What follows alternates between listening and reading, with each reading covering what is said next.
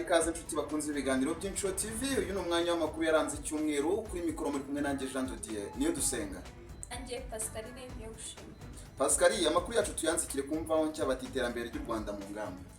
Ibinyamakuru byinshi nk'igihe imvaho nshya byanditse ko urwego rw'igihugu rushinzwe iterambere RDB batangaje ko ibikorwa by'ubukerarugendo no gusura u Rwanda bigikomeje nk'ibisanzwe. Bashimangira ko nta bwandu bwa Ebola buri mu gihugu. Jean de Dieu, amakuru yacu tuyakomereze ku gihe. Kayonza, abasaga 30 bacukura amabuye y'agaciro bitemewe n'amategeko bafashwe na drone. Ni inkuru yasamewe hejuru n'ibinyamakuru n'ibitangazamakuru byo mu Rwanda nka Kayonza Times, Umuseke na Kigali Today, aho banditse ko polisi y'u Rwanda ikorera mu ntara y'Uburasirazuba yatangaje ko hamaze gufatwa abasaga 30 bacukura amabuye y'agaciro mu buryo butemewe bafashwe n'indege zizwi nka drone zitagira abapilote.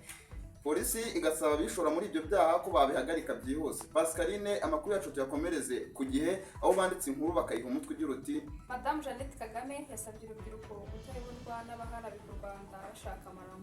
Yabigarutseho kuri uyu wa 20 Gicurasi 2026 ubwo yari ari mu ihuriro ry'urubyiruko ryitwa igihango cy'urungano ryahuje urubyiruko rwo hirya no hino mu gihugu. Pascaline, amakuru yacu tuyakomereze ku Museke n'ibindi binyamakuru byinshi byo mu Rwanda, aho banditse inkuru igira iti Abantu 10 bakeka ibikorwa byo kwibasima bataye muri yombi. Ni impanuka yabaye ku wa 28 Gicurasi 2026 ubwo iyi modoka yavaga mu ntara y'Amajyaruguru iza mu mujyi wa Kigali. Amakuru avuga ko ubwo iyo modoka yari igeze mu murenge wa Kinyinya mu kagari ka Ndovu mu mudugudu wa Rutagara, umushoferi yananiwe gufata imodoka irenga umuhanda. Umushoferi bimuviramo gukomereka. Ngayo nguko natwe nuko dusoje. Pascaline, reka ngushimire. Nawe reka ngushimire Jean de Dieu. Rero ibiganiro by'Inshuro TV nakagaruka. Ibihe byiza. Ciao ciao.